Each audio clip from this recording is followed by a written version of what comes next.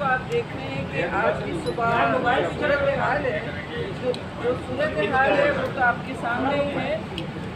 कानून की हुक्मरानी को यकीनी बनाने के लिए कोई जंग नहीं हो सकती, इसमें ना कोई तसादुम हम चाह रहे हैं इदारों में, ना कोई ऐसी बात है कि पार्लियामान जो मैं देख रही हूँ मुस्तकिल और जुडिशरी का एक तसादुम की कैफियत देख रही है। वफाकी हुकूमत और पार्लियामान, इस वक्त पार्लियामान अपने जो हुकूक हैं, जायज़ हुकूक हैं, कानून साजी पार्लियामान का हक होता है और इख्तियार मुकम्मल पार्लियामान का होता है। बेशक तशरीह और आइन की पासदारी कोर्ट्स हमारे करते रहे, आला अदालतें करती रही, सारा आपके सामने सिचुएशन है जो बीच में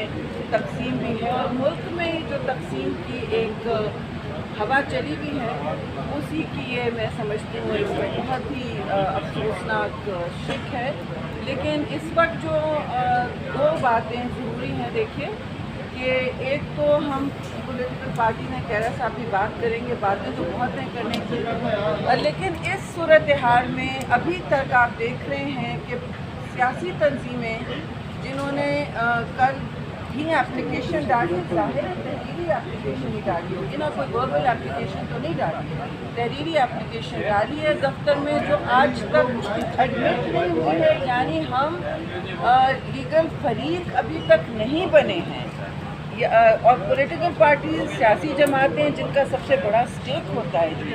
गुजारिश ये कि आप इलेक्शन की बात कर रहे हैं तो उसमें सबसे बड़ा स्टेक होल्डर कौन है? सियासी जमातें ही लड़ती हैं, जो डेट उनकी मर्ज़ी की हो ना हो, लेकिन मर्ज़ी की बात ही नहीं हो रही है। यहाँ आइन और कानून की पासदारी हो रही है। इलेक्शन कमीशन अपना एक मुकदमा